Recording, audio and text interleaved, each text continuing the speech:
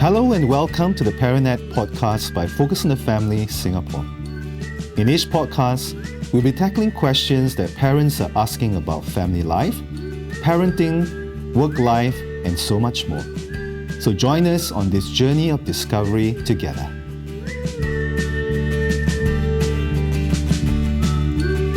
Hello and welcome to the ParentNet podcast. My name is June and I'm your host for this episode.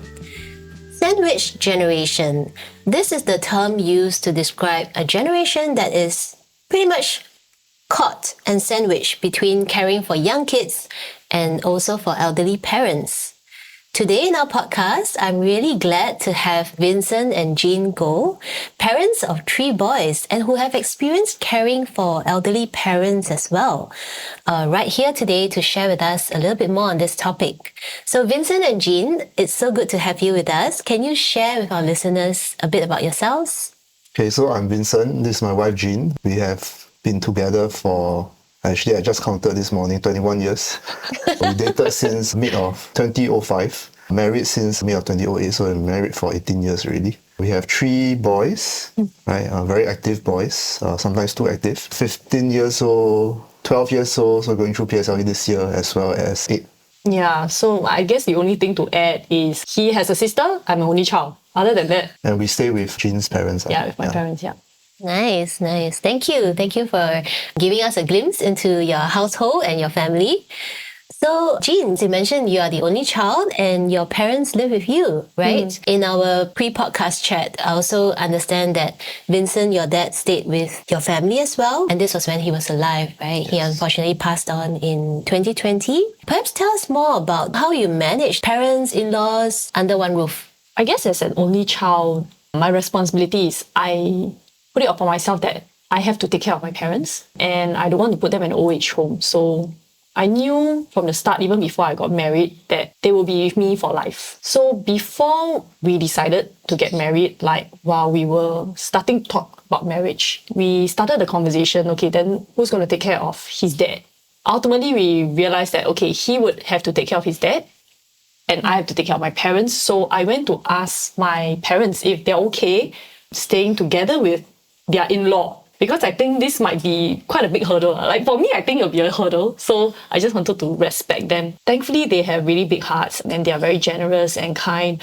And they said, yeah, why not? Immediately, right? So I felt really assured that, okay, I can proceed on to the next step with Vincent. Yeah. So this was how we started off thinking about what we should do with regard to our future. I think what really carried us through all these years is love. The love that we have for our parents, the love that our parents have for us to go through this, actually it's a sacrifice. It's a sacrifice on everybody's part. And this love guided us through all these years in the challenging times where my parents would step up to help to take care of Vincent's dad when he was going through dementia. My parents taking care of our kids when we are working very late and helping us to ferry the children around every single day. So I think ultimately it's all about the love that we have for each other. And also, I think it's important right from the start to plan ahead. I'm a planner. He always complains that I plan a lot. But I think it was a good thing that we talked about it early on and we knew what we were to expect going forward, and the different parts of the pieces falling together. Yeah, so I thought that actually helped as well. Wow, thanks for bringing us through your journey. And it really started quite early, like even before you guys got married. That's what I heard, where you actually broached the topic, are you okay with staying with in-law? And your parents were so openly and readily, and that gave you the assurance. Yes. And I think that's something so admirable, like both how you actually thought of planning it in a way in advance, and also that concept of honoring both your parents and also Vincent's dad. I think that really struck me quite obviously, as you were sharing. At the same time, both sets of parents kind of became the village when you had young children. I think you alluded to that as well. And then you also mentioned the difficult season, Vincent's dad, when he was suffering from dementia. For you, Vincent, how would you describe that time, when he was actually experiencing that dementia? How did you cope with it? Maybe just to add on, the conversation happened early on when my dad was still very healthy. But we wanted to have that conversation also because he's relatively older. I mean, amongst my group of friends, defense, I think I'm probably the oldest that he married late, he had kids late. And my mother also passed away when I was studying, so he was alone. So we wanted to make sure that he's taken care of. So when we noticed that, he was getting a little bit shuffling already, walking not so steady already, then we realized that, okay, let's shift in with him. So it helps because I know that I have the support of Jean, right? Because we had that conversation early on. So we knew that when things happen, we know that, okay, this is the next step, and we are all ready and prepared to do that. So when we shifted in, he was still quite healthy, and we wanted to buy a place where we can all stay together. So we bought a place, but condo takes time to construct, right? So we shifted into his place first. And that's when he started to become a little bit maybe more absent-minded, not so steady, physically. When he walks, he's a bit more cautious and slower. But that was still fine. And then we shifted to our new place. If I recall correctly, it was maybe in 2018 to 2019. That's where the decline started to happen a little bit more significantly. And he started to behave in ways that we couldn't understand also. Right? So there were times where he woke up in the middle of the night, 2, 3 a.m. and say, I want to go to the living room, watch TV.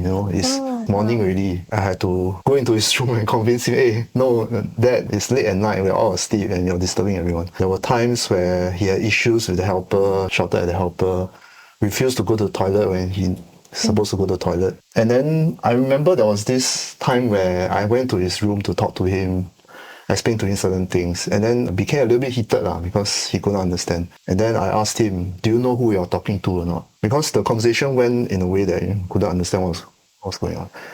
And he told me that he was talking to his brother.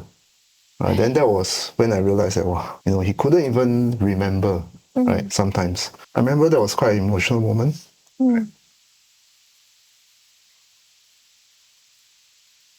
Yeah, but it's a reminder that he was getting older, and those were the periods that were really tough. So there was this period where we are staying in the same place, not a very big place, right? So Jean, she had her own concerns as well, right? Because the children are young, they need to sleep, right? So, when he tries to wake up in the middle of the night and insisted, making a lot of noise, disturbs their sleep. And also concerned about smell, hygiene, go to the toilet, So these are the things that worry her. I mean, she's a very responsible mother hen, taking care of her chicks, right? And then at the same time, we wanted to take care of my dad, right? So there was a bit of a struggle. And a lot of times I feel I'm kind of stuck in between. Struggle between wanting to take care of my dad and at the same time needing to take care of my family and my wife as well. To be honest, there were periods where I also didn't behave well, got frustrated, went to arguments with him, scolded him. But at the end of the day, I remember always going back to his room and saying that, hey, I'm sorry. Try to explain to him the situation. And sometimes you understand, but as the months and the years went by, sometimes he cannot understand really, right? And he had problems verbalizing his thoughts as well. Yeah, so I think that period was difficult. I think what really helped was, of course, my in-laws, they were there. It was a small place, so we had a little room for them to stay over if they wanted to, but it was not big enough for them to stay there always with us. But they will always be there in the evenings to take care of the children because sometimes I come home late. Sometimes Jean comes home late from work. My mother and father-in-law, they'll be there setting the children, making sure they have food to eat. And then I remember my mother-in-law and father-in-law, they will sometimes talk to my dad, engage him, because otherwise you'll just be sitting there doing nothing. Sometimes irritate him a little bit and, try to inject more life into the whole home. I think that helped because I know that at least they are there to help to watch over him, which I totally should not and do not expect. Right? And of course, most importantly, I have the support of my wife. Right? She was there all along and being the good planner that she is, always planning the family stuff, making sure that my dad has food to eat, buying all the food and groceries and all the elderly stuff. They need to have some stuff that helps them for their daily necessities. So she will settle all that. Really thankful for that support, without which I think I would not be able to manage on my own. Thanks for bringing us through a very difficult time in your life journey. To me, I feel like this podcast is going to be one where it's natural to be crying and it's also natural to be laughing. I picked up many instances, of you mentioning how much of a planner your wife is, and then seeing her, right opposite me laughing as well, as in smiling to herself, right? Because she recognizes her strength and you also called it out. And also that was a very touching moment, how you described, that when reality really hit hard, right? Seeing someone so dear to you actually lose his memory and coherence and be so confused, that must have been such a tough time. Listening to you, I kind of also recalled like my own journey with dementia when I was caring for my godmother in her late years. So I can kind of relate to the difficulty that you mentioned. Thanks so much for sharing it with us. Yeah, at the same time, it's like you're juggling the kids, there's so many things, and there's work as well. Yeah, I really don't know how you guys did it, but you did it. I'm hearing that, Jean, your parents played such a wonderful, sacrificial and loving role, not just caring for the kids, but also engaging Vincent's dad. Yeah, it really brings into my mind the concept of a kampong. Yes. May I know like how young your kids were during that time when it was difficult? 2018. 2018. Was just born. You have a newborn then. Yeah. Wow. That time, Paul was just born, so Luke was 4, John was 7. 7 to 8. P1, P2. Yeah, they were very young. It must have been really tough, juggling the needs of your dad and plus the needs of your young ones. Actually, the peak of the struggle was, remember when Paul, my youngest one, was just born. Yeah. And Jean was doing confinement, right? So she was at home, supposed to recuperate, supposed to take care of the kid, but ended up taking care of my dad and the helper. Because my helper was relatively new and not so familiar with taking care of elderly, and actually not so familiar with Singapore as well. I mean, came from overseas, right? First, I think probably a first time coming to work in overseas as a helper. So she had a lot of struggles, and she couldn't manage my dad, and my dad wasn't behaving correctly really. Right? He was not so conscious. So keep scolding her, and then Jean was very stressed out. It was particularly difficult, and it reached a stage where we had that conversation. It was a very difficult conversation. Jean told me that, dad needs to go to old folks home. That was difficult because I want to take care of him. It was a very big struggle because we had already decided, even before marriage, that we will take care of our parents. They will stay with us. And old folks home was something that we cannot talk about. Like, we would never, I also wouldn't want my parents to stay in an old folks home. So to even broach it to him, right, it was a very big struggle. But that time I was going through depression. I couldn't sleep. I had difficulty breathing. Like, it was very bad. So I asked him for help because I really couldn't manage anymore. But thankfully, we did tell him to respite. Yeah, so I think the trade-off is eventually, okay, let's do this. We realized that actually there are all this help that we can get. I mean, Jean also do some research online. We realized that this thing called respite care, right? So, send him out to stay for 2 weeks to a month. So that at least she can recover. She can recover and can focus on my youngest. I think that was a good balance. Yeah. And we realized that actually there's an option that we can tap on for temporary respite for the caregivers, not just for Jean, but also for the helper. And the helper can get used to, okay, this is how I should do it. Managing household chores, also taking care of the elderly. And then Jean can also recover and recuperate from the pregnancy. So that was a good outcome, I feel. Actually, we were very blessed because we didn't know about this option. One random day, my friend called me to ask me how I was. And I told her about the situation. She told me about this option, and interestingly, her husband just met the CEO of this particular organization. And then she said, would you like me to help? And I was like, please help. Because actually that slot would never have been made available if she had not called me, if her husband had not met the CEO like a couple of days before. It was really good. It sounded like it was really perfect solution for that very difficult and stressful season when, Jean, you needed to recuperate, you really needed to rest and just regain strength and health, at the same time caring for your newborn, your youngest son. And also for Vincent, you didn't have to compromise on your principles and your desire to care for your father. It was just giving you that breather, that respite for that really difficult season. Well, thanks for sharing that, because I think in most people's minds, it's either stay home and we have a helper or someone is around, full-time to care for an elderly who is ailing. Either that or you send to a nursing home. And sometimes we have difficulty identifying the in-betweens, the different options. So thanks for sharing that story. Yeah, it also sounds like you guys did really well to keep each other sane, to keep each other well, to keep each other afloat, right, during that very stressful season. Perhaps could you share a little bit more about how you managed to do that? I'm hearing that your friend really came in to the rescue Yeah. in that sense. Yeah, could you tell us a little bit more about the different sources of support that you found?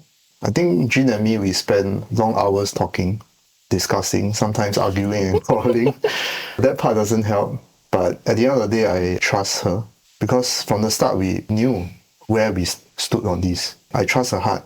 And I know that even broaching that topic, it wasn't easy, but it's trying to manage, right? Trying to manage the situation as best as we can.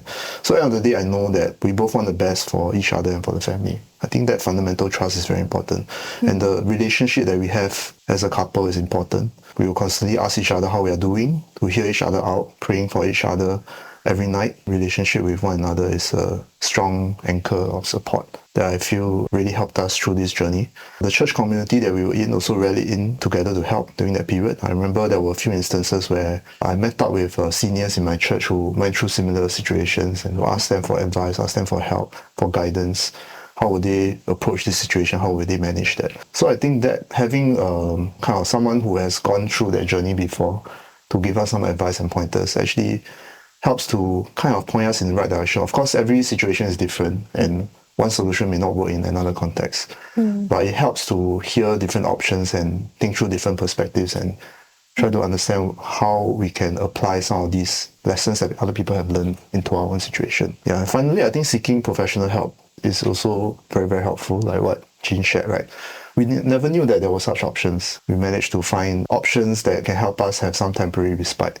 And I think during the depression period, Jean also sought help from counselors who try to talk through her feelings and emotions and how to manage it. I mean, these are things that I cannot help her. And when she's feeling upset and all that, if I try to tell her solutions, it makes it worse, right? Because she doesn't want to hear solutions. She just wants someone to listen, someone to have a listening ear. But sometimes when you're in that situation, it's difficult.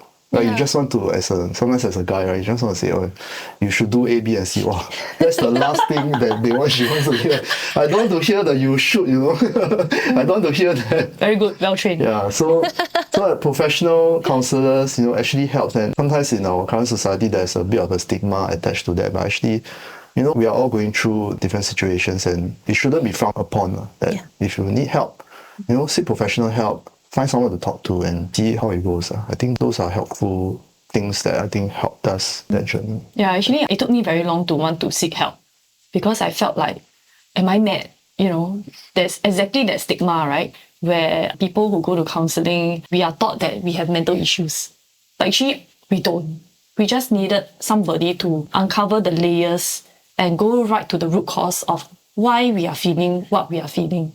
And ultimately, the counsellor really helped me. I knew I had to find the counsellor because I was going back to work. And I cannot go to work in a depressed state. I have to give my all at my work. So right before that, I managed to uncover the root cause and we managed to resolve the situation because of that. So I'm hearing that fundamentally there is the trust, right, in the relationship, in the marriage, even when you have to deal with difficult situations, difficult conversations, difficult decisions have to be made. There is that trust that you can just hold on to, right, for each other, in each other. And then also there's that faith that you share, as well as the community whom you are open to asking for people's advice, people who have journeyed just that few steps ahead of you, right? Who might be able to point you in certain directions, give you certain ideas that previously you may not have thought of. I thought that was really helpful. Yeah, and then Jean, your own openness to seeking professional help, recognizing that this is something that is needed right before I prepare to enter back into the workplace. These are things that I guess really help to shore up the strength, for your family. And I think that is one theme that really shone through your story, the love and honor that you both have for your parents and for each other's parents as well. So thank you so much for sharing with us. It's really not easy being the sandwich generation. Just so thankful to have both of you here. Is there any last word of encouragement or advice you'd like to leave with our listeners? One thing is, when the going gets tough, just count your blessings. Every night, when I reach home and I see my kids and my parents sharing a joke, them teaching my mom how to operate her phone, or trying to make fun or teach them Gen Z language kind of stuff, I feel very happy. Even though things might be difficult, we are still struggling now. But every day as we see these things, see them enjoying each other, we are reminded of why we are doing what we are doing and we are happy.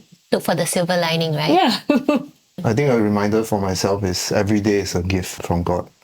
So we should just live life to the fullest and treasure it as a gift. Every day is an opportunity for us to be better, for us to grow, for us to improve. I mean, through this journey, I've made so many mistakes. I've said so many wrong things, had so many difficult arguments, and also behaved wrongly. But always looking back and trying to tell myself, okay, I've done something wrong, I apologize, let's improve. And I think that's what helped us. Every time I know that I said something wrong, I go back to Jane and say, oh, I'm sorry, but I love you, I love my family, let's try this again. That desire to not give up, to keep it going, I think that helped me, and I hope that this can be an encouragement to everyone also. Yes, let's try this again. That's a really good statement to practice in our everyday life. Because it really acknowledges that we are human and we can constantly grow and learn from our mistakes. Thank you both for sharing your journeys. I think there are many life lessons actually that you've shared through your story. Really thank you both for being here. Thank you. Thank you. For more parenting resources, do remember to visit our website at family.org.sg. And that's all we have for today. We hope that you've picked up some tips and insights from this episode. Do keep tuning in to the ParentNet podcast to learn and grow in your parenting journey.